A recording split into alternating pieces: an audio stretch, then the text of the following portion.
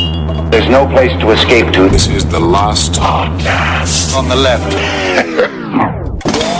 From your grave. That's when the cannibalism started. What was that? Are we good with our vocal warm-up? This is a child's voice.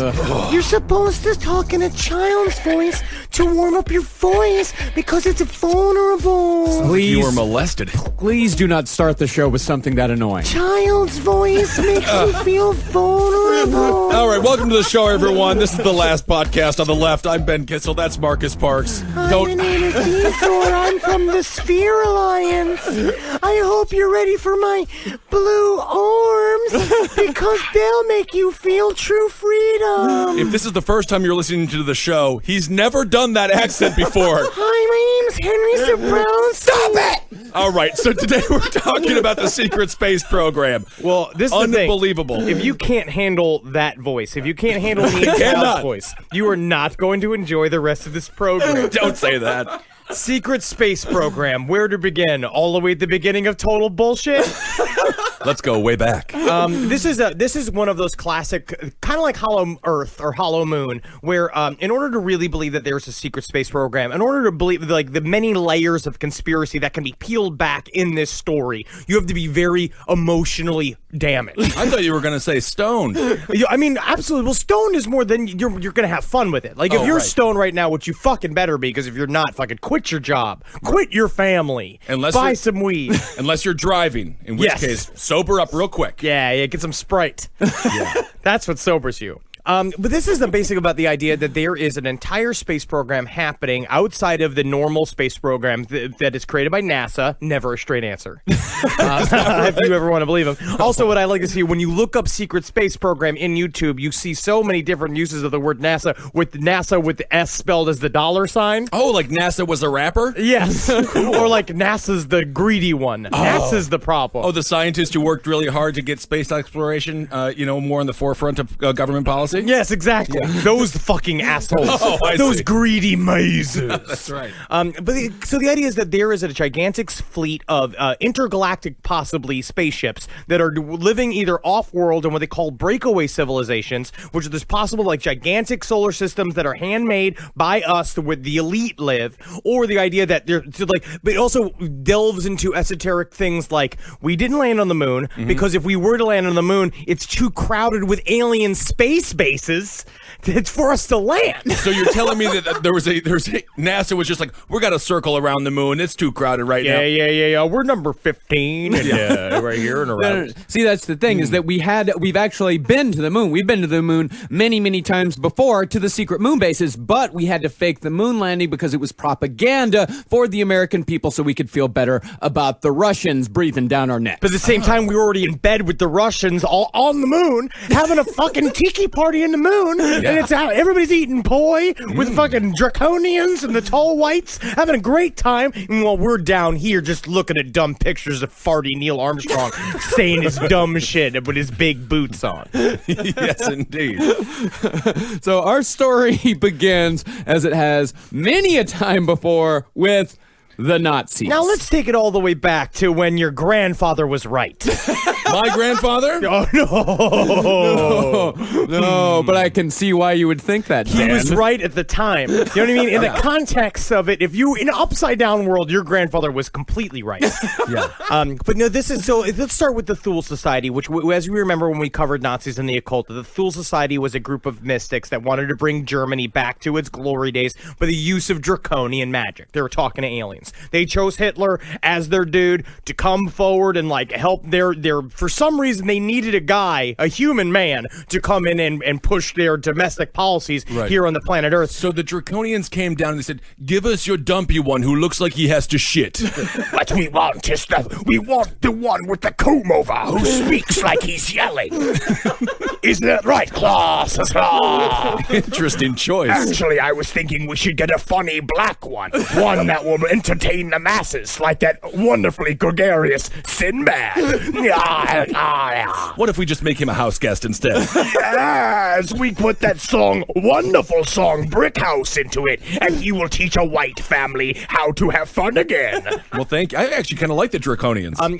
So that's the idea. So Thule Society came forward and said that we're gonna teach you the ways of our intergalactic space flight. That's how the Germans had their own Area 51 with their UFO planes. I believe they're called Bell planes. And there was so they have, in the end, we don't know if that's real or not, because what's real or not anyway, if it comes down to fucking reality, guys, just think about it or check yourself. The highway system. That is real. That is real. So it starts there. So a couple years later, 6 million Jews died. After that, right, we split up these Nazi scientists with Operation Paperclip. The United States of America got a bunch of them, and Russia got a bunch of them, right? And so what happened was that we started working on our own separate space programs, quote unquote separate space programs. Yeah. A lot of quote unquotes today. I know it. And that there was a secret collusion among those that still believed in the Thule Society rules, that they were talking to Draconians, and they were building an actually joint United States-Russian secret space program that would go off and do many a space adventure. That we're going to cover a couple of things today, like Valiant Thor, and we're going to talk about what Gary McKinnon found, but also that somewhere in this whole thing, Serpo's in there. Serpo, the planet Serpo? Yes, you remember the trip to the planet Serpo when we did the exchange with the aliens? That's in there too. Valiant Thor does sound like a porn star who just doesn't stop coming ever.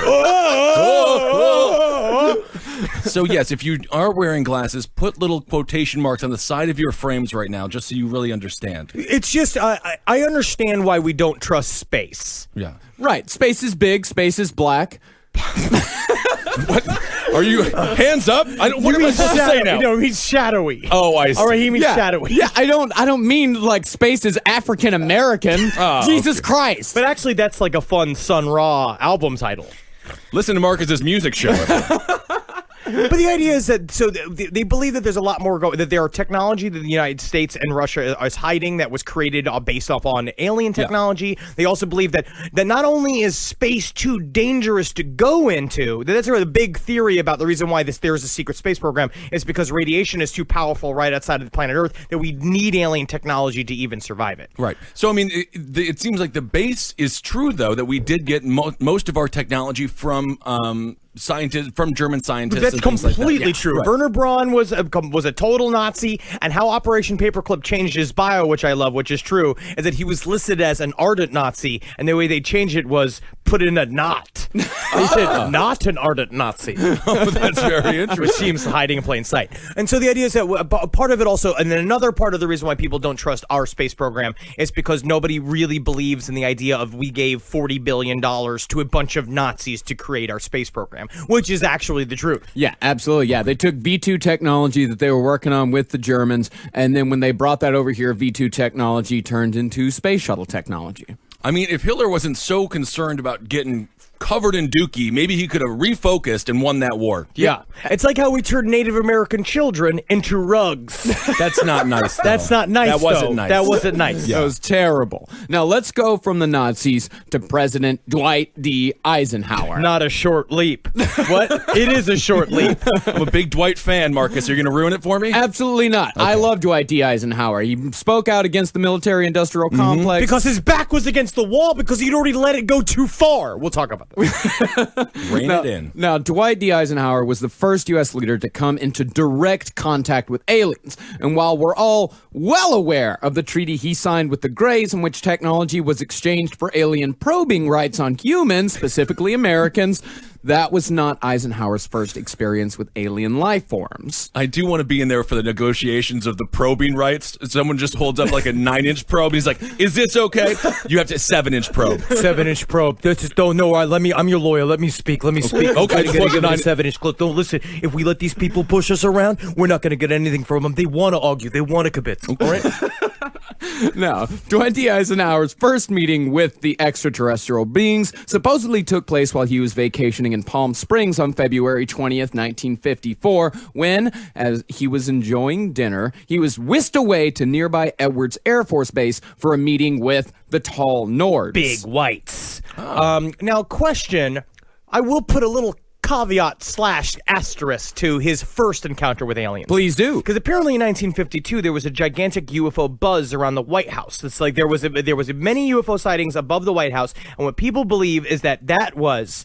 Now follow me on this.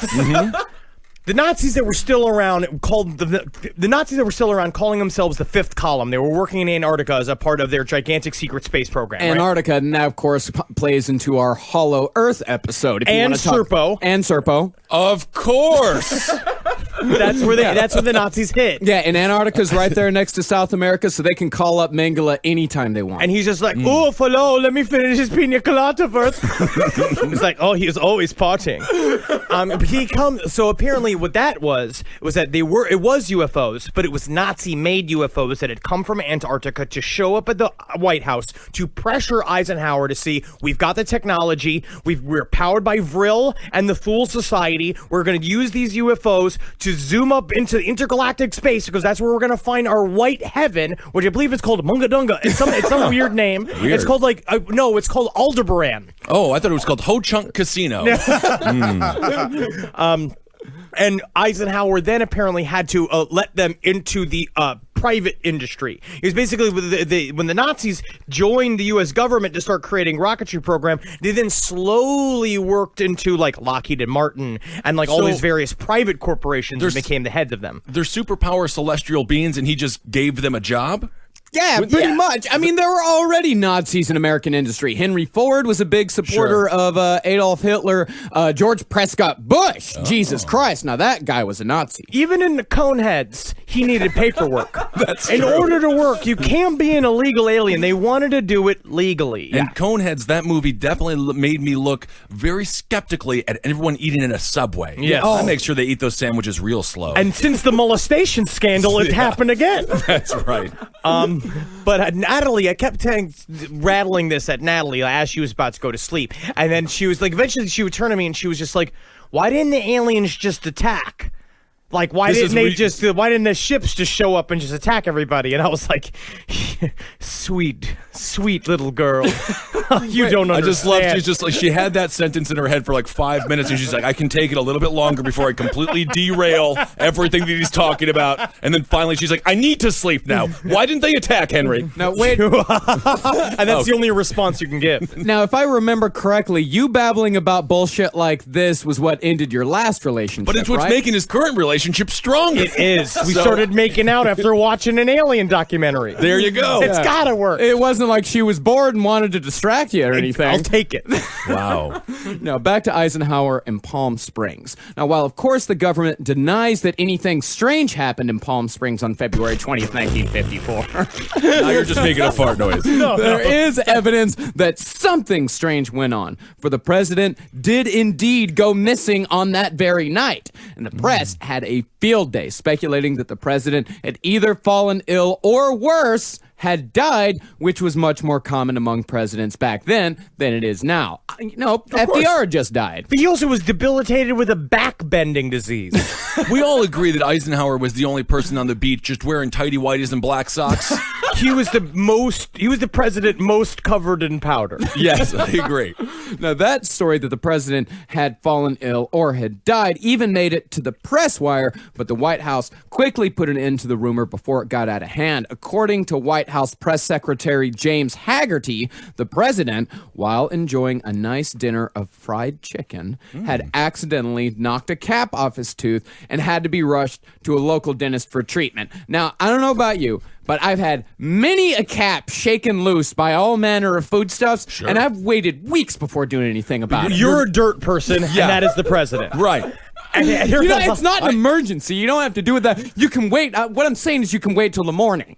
No, you're the president. You've got to do the people's duty. You need to have a full set of teeth. Yeah, you can't have a jagged jack-o'-lantern smile like you do. He's president. He's got to be on television. Yeah. See, and that's the thing, is that, okay, so yeah, sure, let's say that he went to the dentist last What if night. instead it was just like they cut to him and he's got a dildo accidentally shoved all the way down his neck while he's hanging upside down from his fucking hangers in his closet. Maybe the dentist was a term that he had for his prostitute. if I ever get enough clout to have a side piece, is that what they're called? 6 months already, huh? Bring in the dentist. Yeah, so let's just say that he went to the dentist. Here's something strange about that. When the widow of the dentist was interviewed in 1979, she had no recollection of the event when she was talked to by UFO researchers. But the evening after the interview at a local steak fry, the widow had no trouble whatsoever recounting the time that her husband put a cap back on the president's tooth. So you're saying 25 years before that she had no problem? You mean the night afterwards she had no problem recollecting No. that had The happened? night after, in 1979, the night after the interview. See, that's the thing, is that dudes were interviewing her in 1979, but then the next day at the fish fry, or the steak fry, she was like, oh yeah, I remember when the president got the... It could be that someone got a hold of her. Someone said, you better fucking remember when that cap got knocked off. Or she's an old woman desperate for attention because her children won't speak to her. Yeah, maybe it was a little Alzheimer's thing. I still matter. I saw the president. He had his head was removed and replaced with the beaver's head. Oh, most miraculous it was. Are you my son? It's illegal to lie at a steak fry, so that's true. That is true, because you're just covered in schlitz.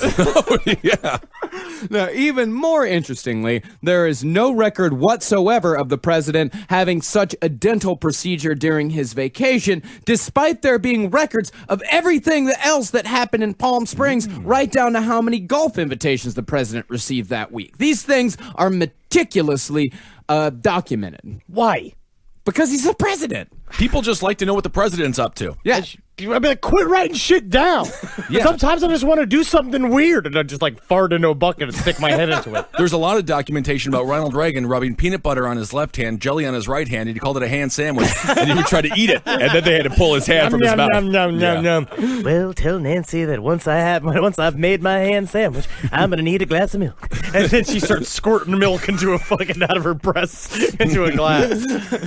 Now, there was one witness to President Eisenhower's meeting with the tall Nords, but unfortunately, that witness was a man from Hollywood named Jerry Light, who said in a letter to the California Metaphysical Organization that he had attended the meeting through an out-of-body experience, which he considered a logical extension of reality and should be treated as such.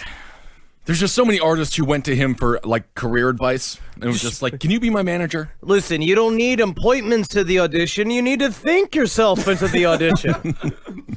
Now, Eisenhower had 2 more meetings with aliens. And while I'm sure you already know about the treaty meeting, you probably don't know. And if you don't, fucking shut off the podcast for 1 second, look up Treaty of Gaeta, educate yourself. Of course. If you're even going to get this far, you should already have done the homework. Well, let's not assign homework to the listeners here.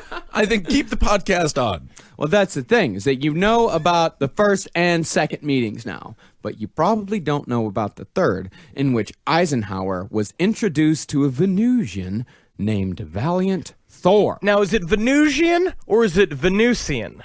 I think it's whatever your heart wants. Thank you. I say Venusian. I like Venusian. Venusian? I mean, Yes. it's a little fancier. See? Yeah, Venusian sounds like someone who's going to slowly poison you through soup. Sure. Okay. Now, almost all of what we know about Valiant Thor comes from Dr. Frank Stranges, a committed Christian who claimed to have been close personal friends with Valiant Thor until Frank's death in 2008. Now, what do we know about single source stories about aliens that have met the president? There's no way they're not true. Absolutely. Now, Stranges was, in his lifetime, the founder and chief figurehead of the National Investigations Committee on Unidentified Flying Objects, a.k.a. Nick UFO, which still operates to this day. I'm going to put this out there. If you're going to start a brand new UFO outfit, I'm going to call it outfit. Yeah. If you're going to start a brand new UFO outfit at this point in time, make it an acronym that it spells a word. Make it spell a word. I kind of like Nick UFO. No, look at what you're doing. Nick UFO. No, you Sounds like an emo sound band. like morons. Yeah, it's like Beefro or Gabfro. How's about Gabfro's pretty good. That was dumb. Nick UFO. I'm Nick UFO, and I'm here to tickle your balls. Nick UFO sounds like a guy you don't want dating your daughter. No, definitely not. Now, Nick UFO is somewhat shrouded in a curious kind of secrecy, saying they're accepting no new members, which runs completely antithetical to the policies of most UFO societies who are desperate for new members. Actually, that is very suspicious. Yeah. Because most UFO societies are desperate for new members and cash and will do anything for money. Literally anything. Yeah. I'm pretty certain I could get to what's his name's Dr. Stephen Greer. He'd show me his asshole for $75. Wow. Pretty cheap. Now, Stranges himself, outside of Nick UFO, was also a prolific author in the self-publishing world, having written The UFO Conspiracy, Millennium 7, Spacecraft Over Earth, Saucerama, and of course, the book that covers Valiant Thor, Stranger at the Pentagon. And Saucerama is also the Barefoot Contessa's new book, so check that out. Oh, and Stranger at the Pentagon it was also an erotica novel written by what's his name, the guy, the last general. Oh, yes. Petraeus? Yes, Petraeus, General yeah. Petraeus. Stranger at the Pentagon. And it's about him sitting on his own hand and giving himself a hand job. Right. So, who is this mysterious man known as Valiant Thor? Well, on March 16th, 1957, Valiant, one of the finest leaders of the planet Venus. Now, this is what he called himself. This is all something, because all we know about the planet Venus is what this Venusian told us. Valiant, one of the finest leaders of the planet Venus, was commanded by the Venusian Council's Central Control to travel to Earth to make contact with the Earth peoples. Valiant was said to resemble humans. But, according to all accounts, but mostly the account of Frank Stranges, Valiant was much more handsome than any human could ever be. Seems subjective. Strange. Frank. Yes. Another thing Stranges got hung up on was the texture of Valiant Thor's skin. Here's what he had to say about their very first meeting. He told me his name was Valiant Thor. He grabbed my hand. His hand was skin soft as a lady's or a baby's skin, but it was a grip of a man. Now, it was said... He was also purple. Yes, That's actually the truth, too, is that he was slightly purple, but he wore a suit that made him look not so purple. Wait, but I mean, by all accounts that I've read, he wore, like, human clothing. But he had a suit on underneath the human clothing. Like Superman? Like Valiant Thor. So it's just a color scheme that made him look less purple. I think that's what it was, that he uses like contouring. You know what they say? I think he's a summer. And then he wore winter colors in order to balance his summer complexion. Well, that would make sense. Purple is the color of royalty, is it not? It is. Okay. I will answer my own question on that one. Now, it was said that Valiant could speak all Earth languages, including local dialects. For example, not only could he speak French, but, if prompted, he could presumably speak in the manner of a Parisian, a Haitian, or a Cajun Creole. I can definitely speak in any sort of dialect that you ask me to. So you just spit them out and let me speak for So a them. little French? You got any French? Oh, zutelo. I like soup. I like soup. I like bread. I am human. I am definitely human. But let's say like Parisian. You're from Paris. Baguette. I love soup. I am human. I am not from Venus. Oh, okay, Haiti. Voodoo. Child. Child, I make a goat stew for you, child. I am human. I am certainly not from Venus. Yeah, let's go like not too far away. Cajun Creole. Gumbo. Have yourself a bit of a crawdad, my friend. You are my friend. I am a friend to you and the human race because I am a human. I am not from Venus. You know what, Marcus? It checks out. Wow. Flawless. Now, you might be saying right now, Marcus, if Valiant is from Venus, then why have we, despite there being numerous probes and landers, never discovered such a civilization? Mm-hmm. The answer is simple. They live within the planet itself. Well, this is what we talked about when we talk about our bunker system and our gigantic underground, like when we covered Dulce, is that if you want to hide something, you put it underground. So if the Venusians are obviously way more advanced than us, then of course they would live underground. Yeah, they're more intelligent, more attractive, and less violent than humans. Quit bragging, first of all, Venusians. Well, this is all what Frank Strange has said. But of course, this is secondhand from Valiant Thor. Valiant Thor is coming down and saying, hey, we're smarter, we're hotter, and we're not as violent as you fuckers. Well, we got Tupperware, rap, and weed. Sort of like, yes, that's true. So sort of how ants live. That's how they live. They just build a little city down there. Yeah, I mean, they have a high council rather than a queen. It seems like it's more of a collective than it is a monarchy or a democracy. It seems like a squat, weird man wrote it in the fashion of a fantasy novel. Yeah, and high councils never work. They're always arguing with each other and nothing gets done. And a lot of pointy hats and scepters. Yeah. Who's cleaning the scepters? Exactly. But also, this is a part of, if we want to go into a more modern version of the secret space program lore, it's stuff like, we never went to the moon, right? It's just like, so the moon landing was staged. But we do have a space station on Venus, and this is true. And somebody like Corey Good, who we're going to cover later, who is a real whistleblower, certainly not fake. He's definitely saying things. He's a real human being. He says that he was kidnapped from his family at the age of 6 and surgically altered so that he could live on Venus. And that we have a whole colony of astronauts that live on Venus, and they're just hanging out there as a part of the people that are protecting us from what? Or who? Or when? It's a good point. Wait, so he was surgically altered at 6. Did they ever take him to Venus, or did they just leave him here on Earth with the surgical alterations made? I don't think he was tall enough to go to Venus. Sounds like he was adopted and his new family gave him a circumcision. Yes. Could be. Venusian haircut. Oh, is that what it's called? So in 1957, Thor and his crew of 200 Venusians landed on planet Earth outside of Alexandria, Virginia. Unfortunately for Val, the first people that he came into contact with happened to be 2 police officers who were very quick to draw their weapons on the Venusian. Nothing's changed much, huh? Not at all. I guess purple counts as not white in this country. It's sad. But a quick thought transference convinced the officers the valiant Thor posed no danger and that they should, naturally, take him to their leader. So they shape-shifted in front of the cops and they were just like, oh, that's fine? No, thought transference. Oh, I see. He did a thought transference to the cops and said, hey, I'm an all right dude, take me to the president. Hello, my name is Valiant, which is a synonym for brave. I'm not from Venus, I am from Wisconsin. My cousin's from Wisconsin, Vito. This guy's actually pretty good. I am from Wisconsin, that is for certain. Tell me, what is food? Food is the thing I eat way too much of, and then my wife yells at me. Yeah, you're a good guy. Lady cop, show me your breasts.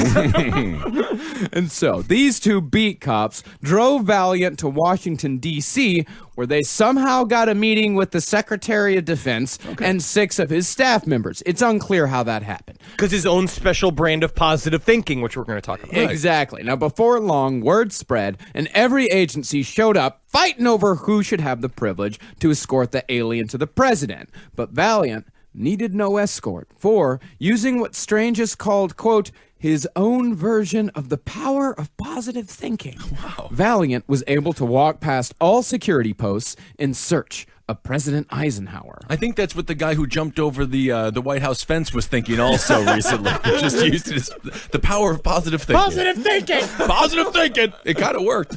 Now, when Thor finally found the president, after much wandering, Eisenhower was waiting and completely unfazed, offered his hand in greeting, and said, I have a good feeling toward you.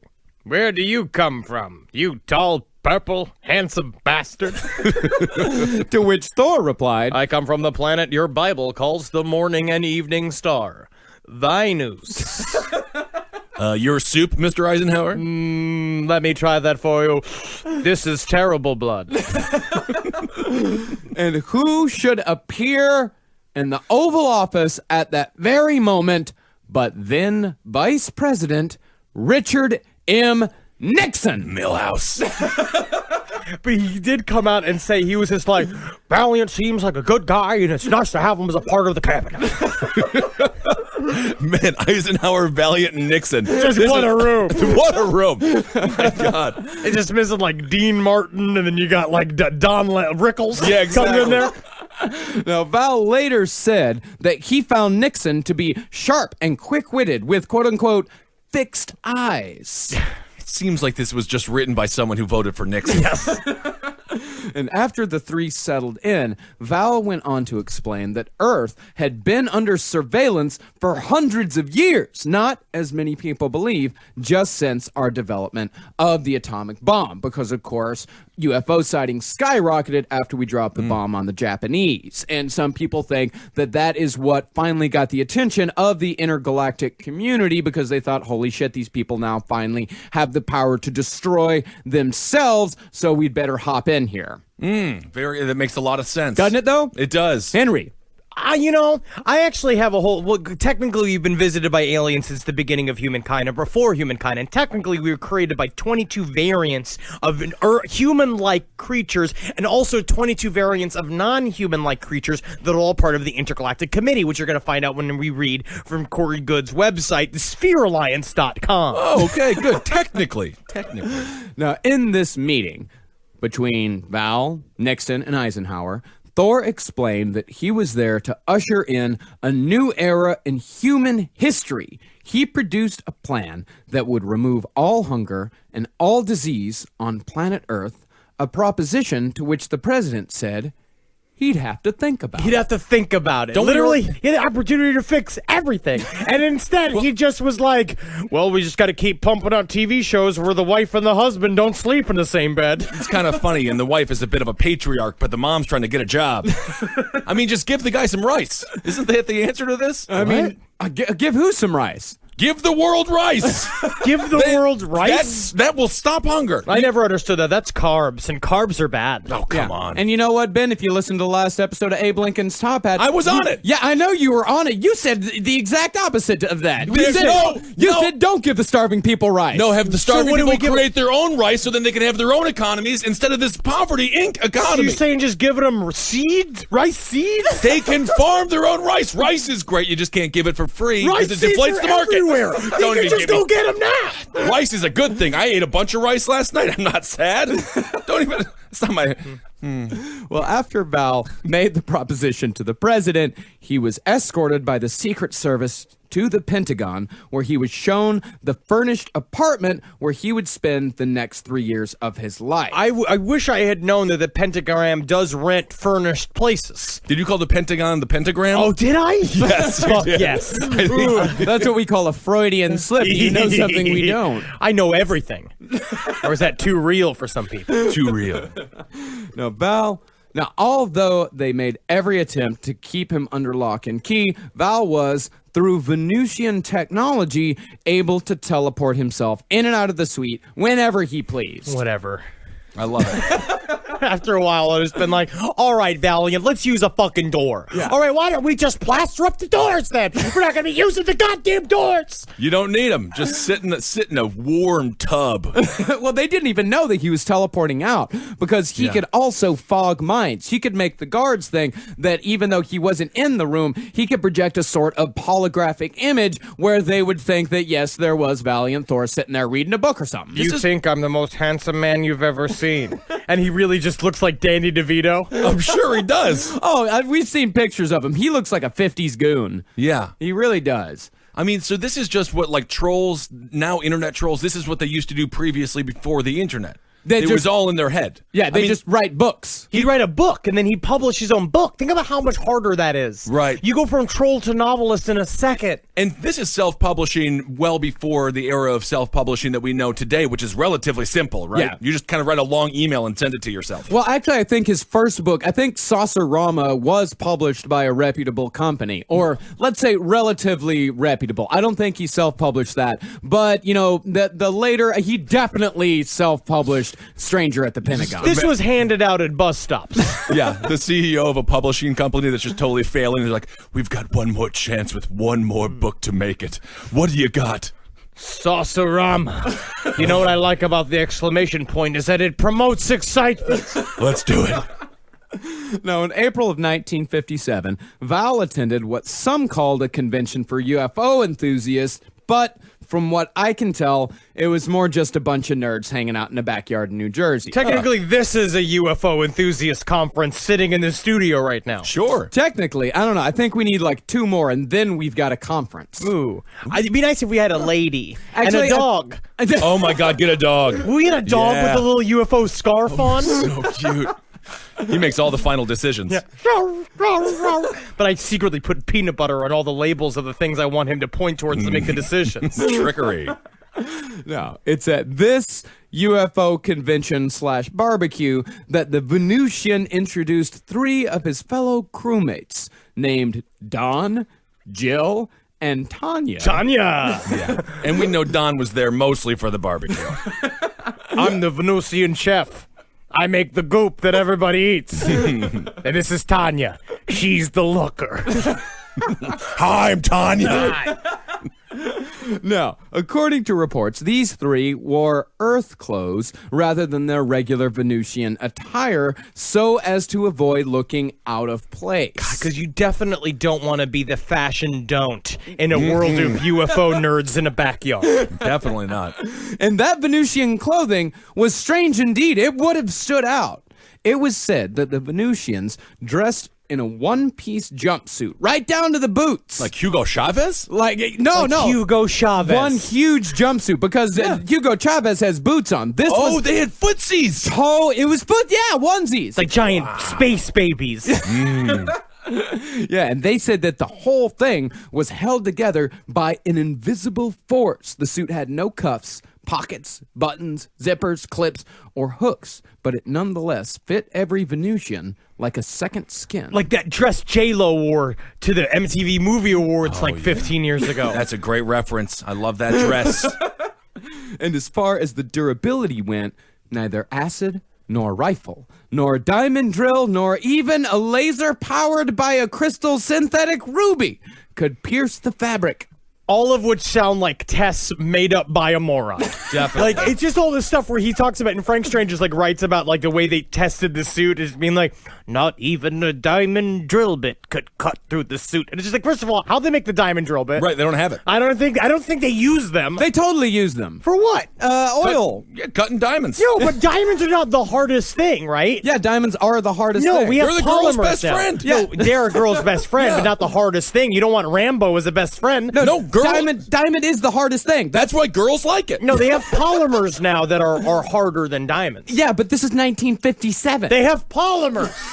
Well, I just think they chose objects they didn't have around to prove that their suit was very powerful. If someone just would have thrown an avocado at them, I bet you that would have They penetrated. threw it from the tallest building in the world, the Sears Tower. Up to 27 flights of stairs it fell. No, back at the cookout, the UFO nerds were complaining quite a bit to Val and his crew about how they were treated like kooks by the press. And Val was reportedly very disappointed in all of these Earth journalists and encouraged the nerds to keep spreading the truth. Okay. He made D&D possible. Yes. Yeah, Gary Gygax was at this UFO convention. He had to have been. All right, this is one hell of a barbecue. The thing about this, though, for UFO people, this is as cool as being at the first Grateful Dead concert. Yeah. This is with Valiant Thor. I mean, at this point, Valiant Thor, he was a celebrity in his own right. Yeah. I mean, Valiant Thor, they brought all these people together, and I don't really know who brought Valiant Thor. That they never really cover that because Frank Strange just wasn't at this meeting. He never says who brought Valiant Thor to the barbecue. God. Who was his plus one? Whoever it was saw the true Valiant Thor, which is a disheveled man, desperate to try to get into the car, and I he think just it can't figure it out. definitely it had to have been Don Rickles. Yeah, I think he had to have been there. I assume he pops into most scenarios in between 1949 and 1957. Certainly a barbecue. No, it was at this meeting of the minds that a Again, a very loose term for this. They are technically. That is technically. It was a meeting of the minds. There were brains, literal physical brains in skulls there. meeting. Yeah.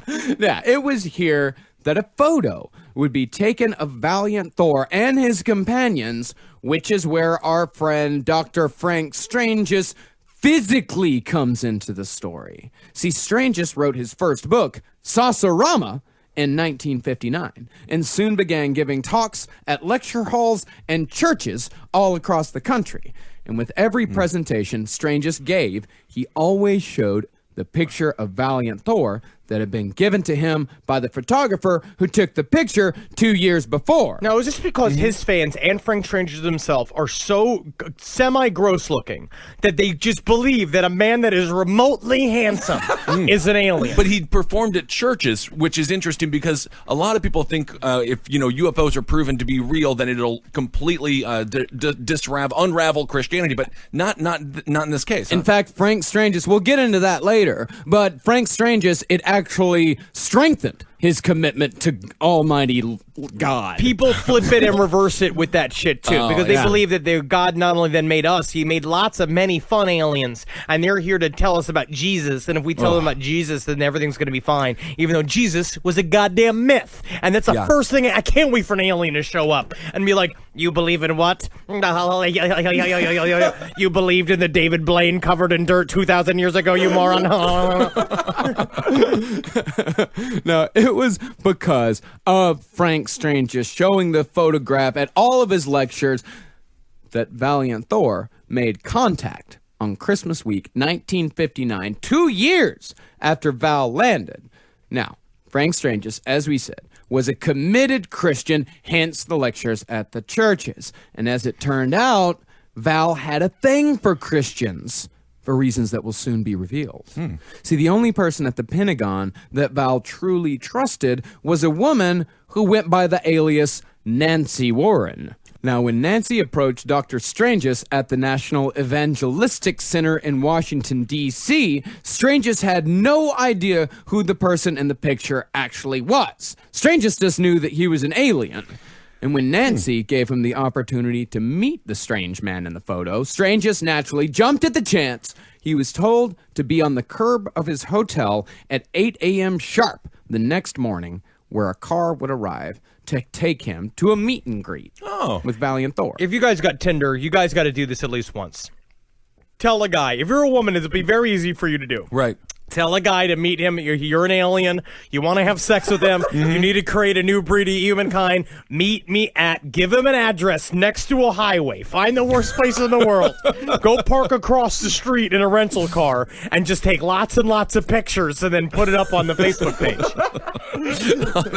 But don't do that. No, that's cruel. It's a cruel thing. But it'd be to kind of do fun, to a though. man. It'd be fun, but it's a cruel thing to do to a man. Well, because he would be such a sad man. He would be a man that needed to get laid that bad that he would believe that he would say, "I'll take a chance." You have to dress like a pirate. Yes. Today's sponsor this week, it's adamandeve.com. For a limited time only, you'll get 50% off just about any item. When you select your one item at 50% off, you'll also receive 3 free adult DVDs plus a free mystery gift. And to top it all off, they'll even throw in free shipping on your entire order. adamandeve.com. Use the code LEFT at checkout. That's LEFT at adamandeve.com. Now back to the secret space program. Now, the next morning, as far as we know, Strange's was picked up at 8 a.m. And as far as we know, he did go to the Pentagon. And as far as we know, he and Nancy walked through security post after security post without incident. You see, that was what was really weird, is that when he showed up at the Pentagon, he walked in, he was like always used to going right for tours at the Pentagon, because I guess he'd done many tours at the Pentagon, but this time they went left. Ooh. Interesting. Yeah, it's wacky, isn't it? Totally. Isn't that a little weird? It's kind of fucking wacky. It is kind of wacky. It's kind of blow your brains out fucking crazy-ass wacky. That is kind of wacky. And finally, after walking through an unmarked door, Valiant Thor showed himself with his hand extended, called Strangest by his name, and introduced himself. Sorry there, strangers. I was sucking my own Venusian penis. Hi, I'm Val. No hands needed. Now, Strangest said that what struck him most, besides the skin as soft as a woman's or a baby's, was the fact that Val was wearing Earth clothes. Why does that strike him most? Shocking. Yeah. It's like when people meet Kissel and they're like, "You're not a monster." Well, they actually confirmed that I am. Now, Val, in response to Strangest's surprise at how he was wearing Earth clothes, he showed Strangest his Venusian onesie, which Frank said looked like, quote, liquid sunshine. God, he is sexually obsessed with Valiant Thor. What the hell does liquid sunshine look like? A Venusian onesie. I just think he saw a Dawn ad for dish soap and it was like, that's liquid sunshine. It's also what Farrah Fawcett used to call her piss. I can actually see that. When she'd go over to Tony Dunleavy's house, and what's his name? The guy from The Odd Couple. We'll call him Tony Dunleavy. Yeah, he goes in there and he pisses on his face. I mean, that's Walter That's liquid Matthau. sunshine? It's Walter Matthau. Walter Matthau, yeah. Now, here is where things get interesting. Now, this meeting happened 2 years after Val's initial meeting with the president. See, Eisenhower and Nixon. They were all for this plan. They said they loved it. They wanted to put it into action immediately. Gotta do it immediately. It's a gotta do. But the powers that be, including the UN, thought that if such a plan were to be enacted, no disease, no hunger, etc., it would throw the world into, quote, the abyss of chaos. What? And faced with rejection. The abyss of chaos, because they would say that it would collapse the entire world's economy because, of course, if there was no hunger, you remove agriculture from the world completely. And, of course, in 1957, we were a much more agrarian culture. And if you get no disease, then, of course, that puts all the healthcare people out of business. Yeah, but we'd have no disease and no hunger. We wouldn't need the healthcare business or the other business. Well, then what are you going to do with your life? Yeah. And what are people who work in healthcare going to do? Dance and sing and feel joy and be with families and write poetry and paint pictures. It sounds like a terrible, terrible world. Yeah, and not only that, but if they cure all disease and if they make hunger a thing of the past, they're going to have to explain how they did it, and that is how they, and that By is when aliens, they'd have we to got say aliens that fix all of it. That's an easy explanation. Aliens Think about did how it. great music is during times of trouble. The abyss of chaos, Henry.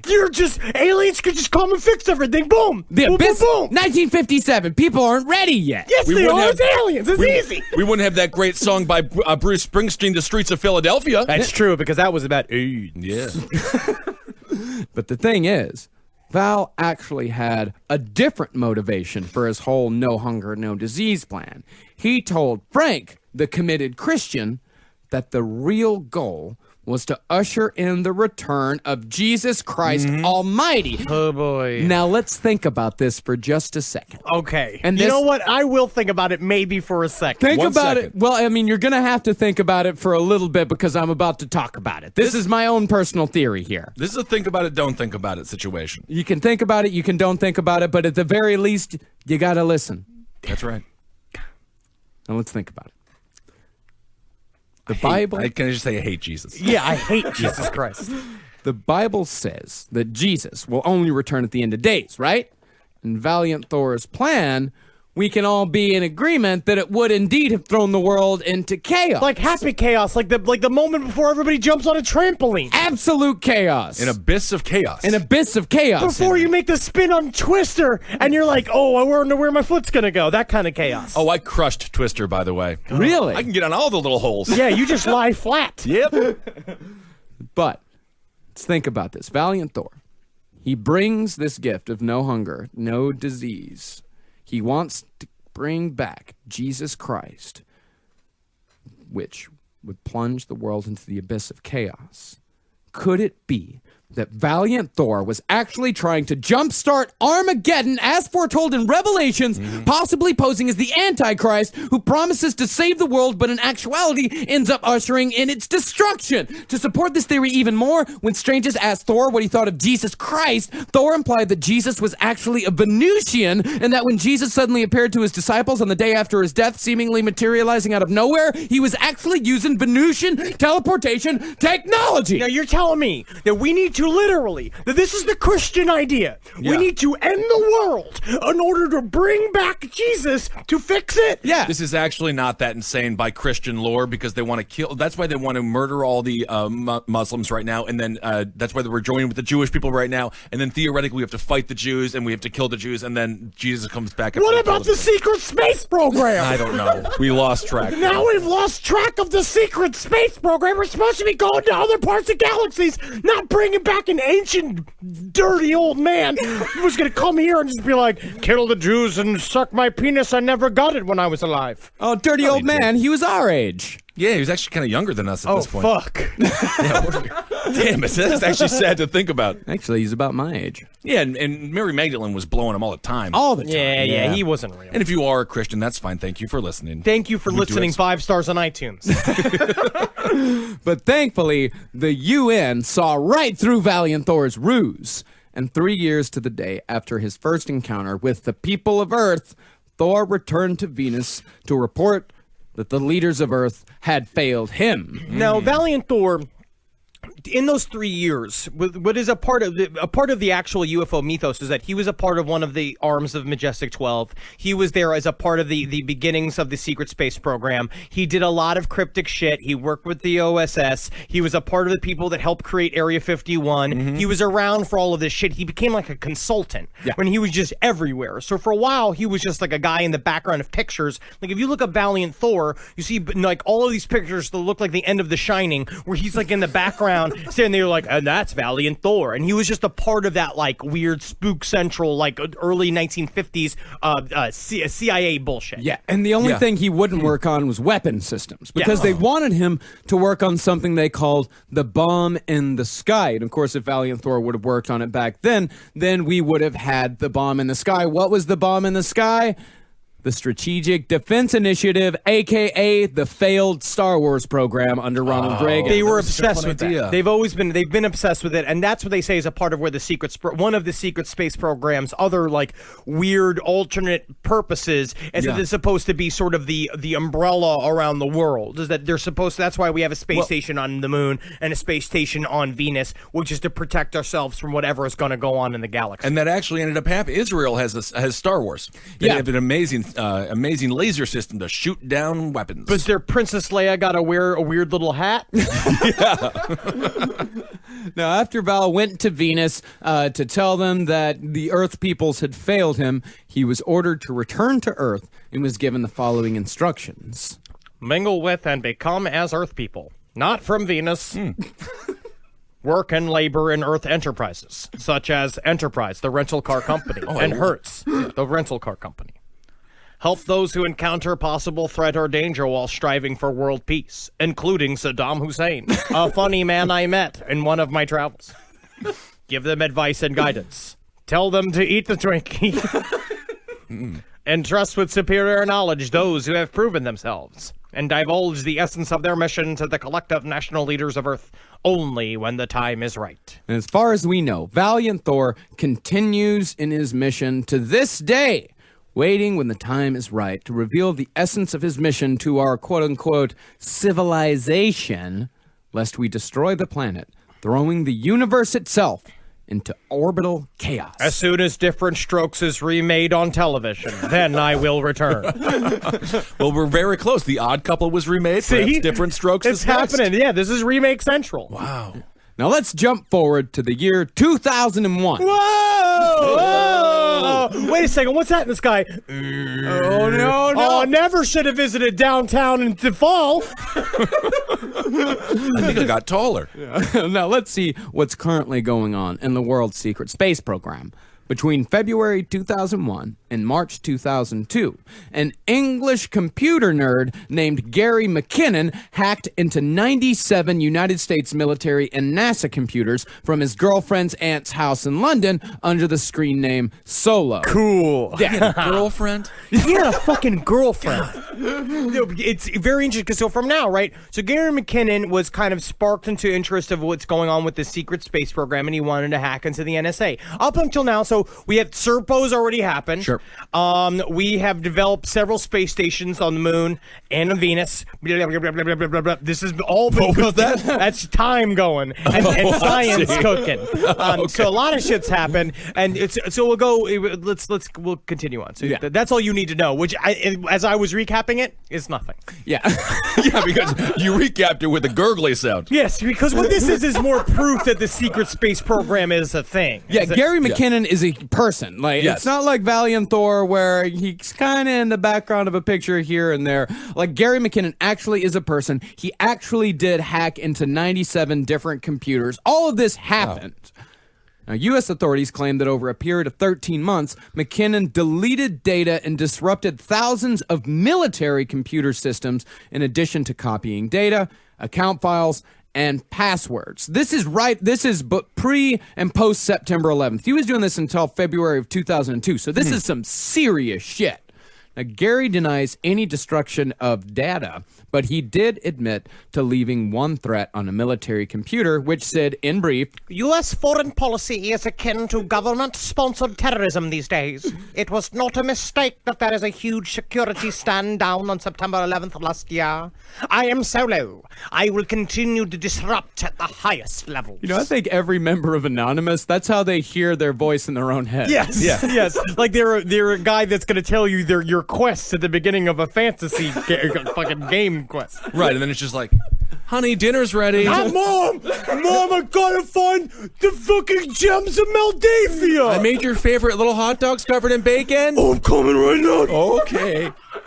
Now, despite this message, McKinnon claims that his only objective was to find evidence of UFOs, anti-gravity technology, and the suppression of free energy, as was reported by the Disclosure Project, which is made up of over 500 government, intelligence, and military witnesses who all claim to have had firsthand experiences with the extraterrestrial. No, Disclosure Project's really good. We've covered it briefly way in the past on this show, and it's actually a thing to watch. I also just downloaded 883 minutes of conferences based upon the secret space program, and I've been going through, which is very interesting. But Gary McKinnon got sparked onto this idea from a woman that he met online who said she worked for NASA, never a straight answer, and her job was to Photoshop UFOs out of pictures from surveillance from satellites and space shuttles. Right, and when Gary hacked into NASA computers, he found the before and after images. And also weird, like, Selena Gomez things that had been X-rayed. You can X-ray clothes on Photoshop. She's very talented. Wait, now just go back 800 hours? 883 minutes. 883 minutes. That's a lot, yeah. I'm not going to waste my time. Yeah, no, you wouldn't want to do that. Now, the image before it was photoshopped out showed a cigar-shaped object floating in the northern hemisphere. Now, Henry, I have to ask you a question right now. Why are spacecraft always compared to cigars? Because they say that is the shape that they would need in order to work on their artificial gravity engines. They have to fall like weights.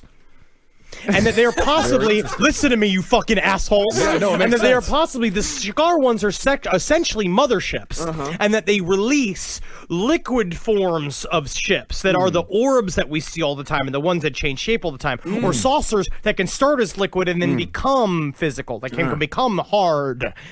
Like it's a drippy cigar, huh? Yes, it's a drippy cigar. Thank you. Yes. Yeah. That's Wow. exactly what it is. You mock me. No, But that's no, the truth. it's very, And so, it's very Clinton-esque. That's just the shape they have to be. Yes, it would be. That's the problem, is that when you see a cigar just entering a big, dark, magenta cavern, that is pictures from Bill Clinton's cell phone. Yeah, and if you're a gal out there and a guy ever offers to give you a drippy cigar, if you're into it, do it, but just know that you're in for a tobacco-filled vagina. Consent first. Oh, yes. And now you're probably asking yourself right now, this guy, Gary McKinnon, he was on a computer. I mean, he probably wouldn't. Yeah, you're saying this guy was on a computer, so of course you couldn't, right-click save as on these NASA files. He says he was so mystified. No, he said he was so bedazzled. Oh. Yes, he was so bedazzled that he forgot that the capture screen function even existed.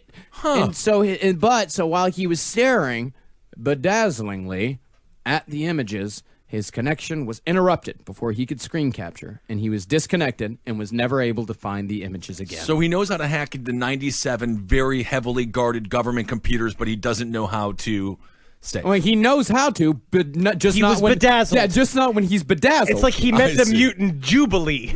So he and had it bedazzled him. he had one chance, and then he totally blew it. It's literally the only thing that Jubilee would have been useful for is this thing. Maybe she was working for NASA. Never a straight answer. Could be. In order to bedazzle people that would hack into the program. Now we're thinking about it. Now I'm thinking about it a lot. Wow. Now Gary McKinnon also said that he did have some evidence that he took, which is a list of officers and admirals that they believe are literally the heads of the secret space program. Yeah, the people that are on the moon. Yeah, the Navy's space fleet. Which is interesting is that because the Navy are the ones that are in control of the space fleets. That's what they say. That this is what another guy, that's what Corey Good said, is that the Navy is actually in charge of all of the secret space program shit because the Navy is the oldest branch of the U.S. military services, and they're the ones that are considered the grand protectors of the American people. Yeah, absolutely. You ever seen Star Trek? You ever seen Battlestar Galactica? Absolutely. The admirals, corporals, skippers? My father was in the Navy, and I know for a fact that he was protecting America drunkenly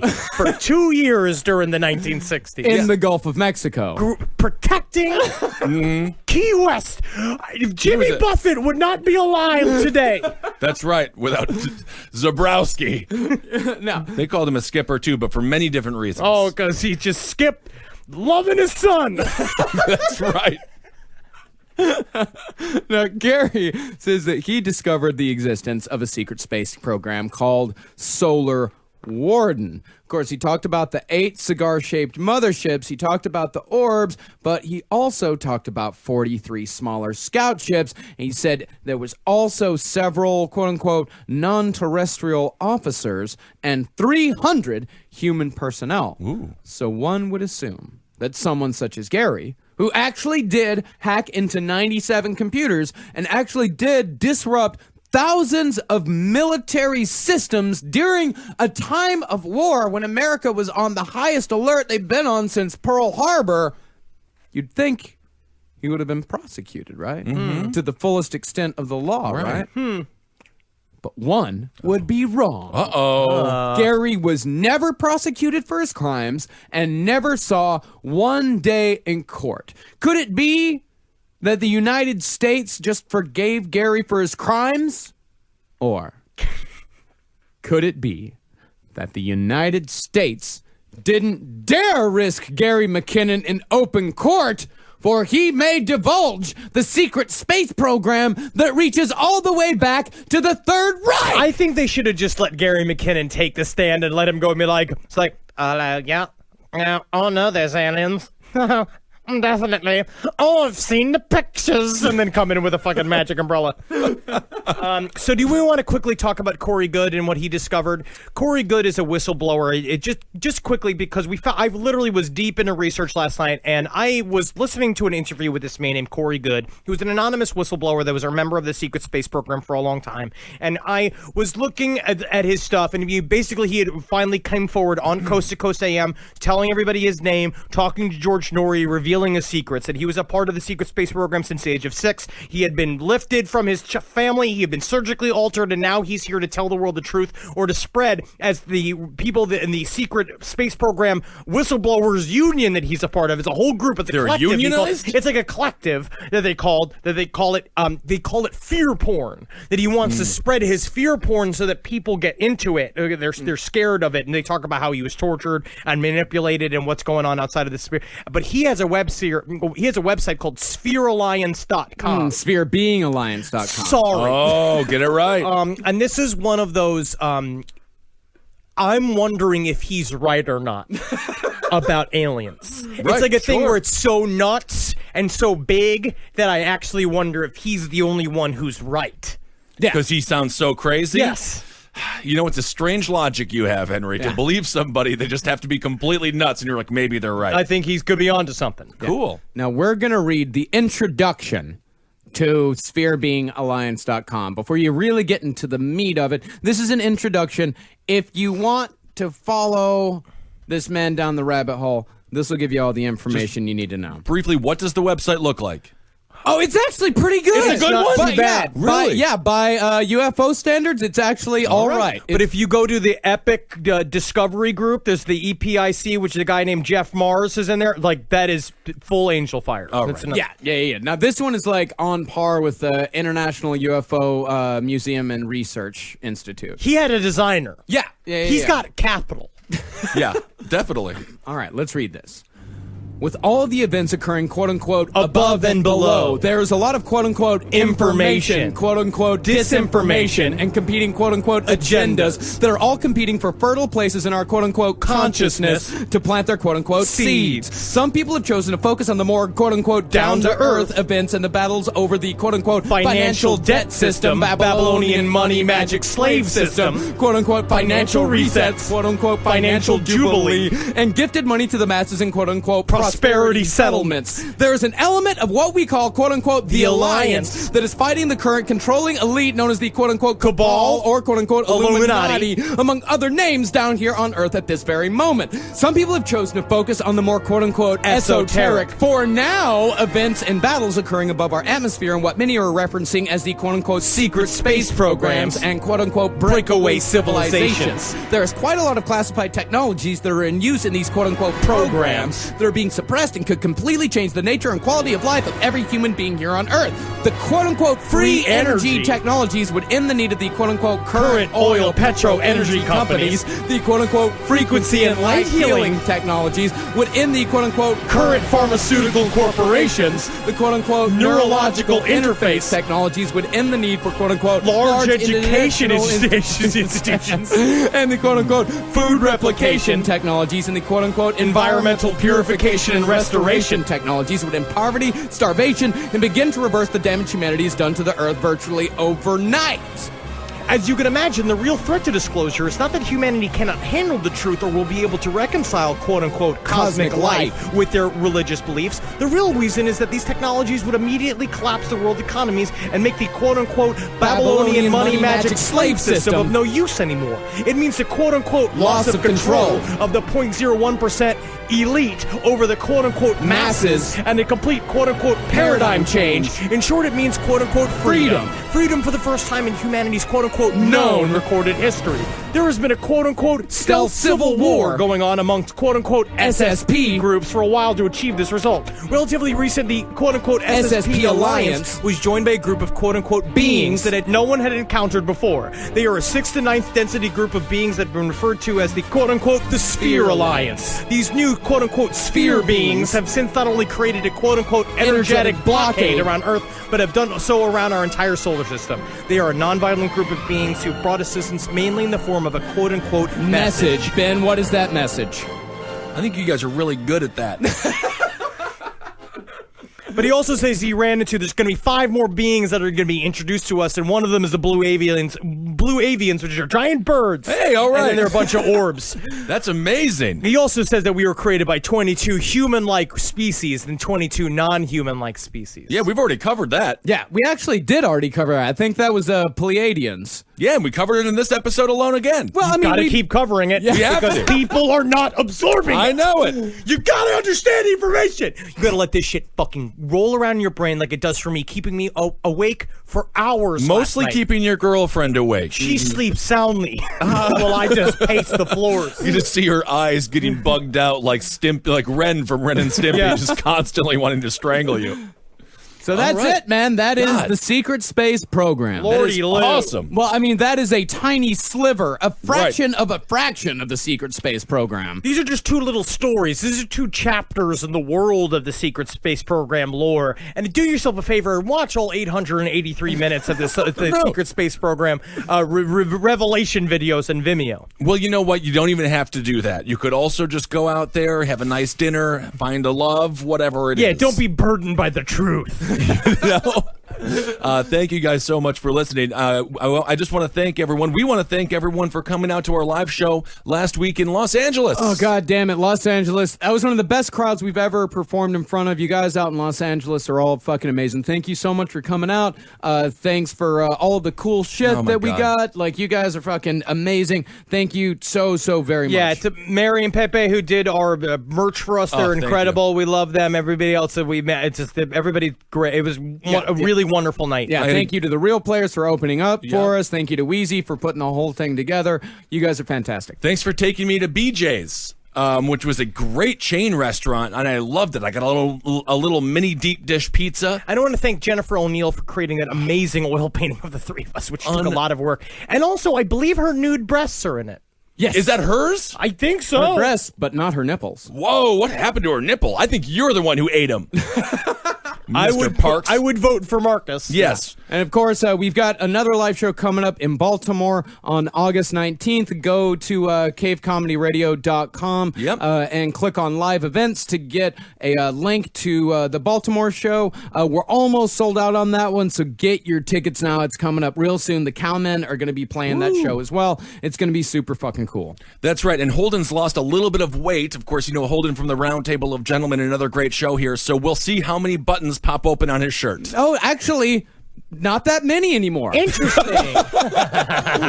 Let's just go ahead and say, let's just say less. Wow, that's incredible. We'll just say less. And if you want to, and of course, thank you to everybody that's given on the Patreon. You guys are so fucking amazing. Go to patreon.com/lastpodcast on the left if you feel like we deserve a little bit of cash for what we do here.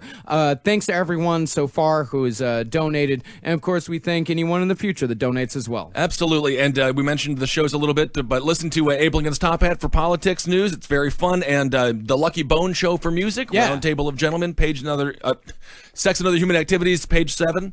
Yeah, go to mixcloud.com/Marcus Parks to listen to the Lucky Bone Show. Also, I'm working on a cartoon with Andrew Parker. So is Ben Kissel. So is Ed Larson. So we're going to be putting that out soon, called Crypta, and we will let you know about that in the future because we're going to be trying to raise some money to get the pilot going. All right, and follow Henry on Instagram at Dr. Fantasty. Yes. And then on Twitter, you're at Henry Loves You. Marcus Parks is just at Marcus Parks for both. I'm at Ben Kissel 1 on Instagram and Ben Kissel on Twitter, and of course, go to the Facebook group and just enjoy the madness of that. Yeah, absolutely. I guess it's total madness. Yeah, it has. Well, we've got hired like 2 mods. We hired them? Yeah. I mean, we said they could do it. Experience. It's about having the experience. It is. Yeah. Hail Satan. Hail yourselves. Hail Gain. Hail me now. Do it now. Do it now. Unless you're driving. Do it now. Yeah. But before you do that, me gustulation. Oh, and of course, July 23rd, the live show right here at the Creek in the Cave. Sold out, but come on out. Yeah, seriously, even though it's sold out, we hang out at the bar afterwards naturally, so come on, hang out. Yeah, we're fucking here. We're problems. We have problems. Drinking problems. Big problems. For more shows like the one you just listened to, go to cavecomedyradio.com.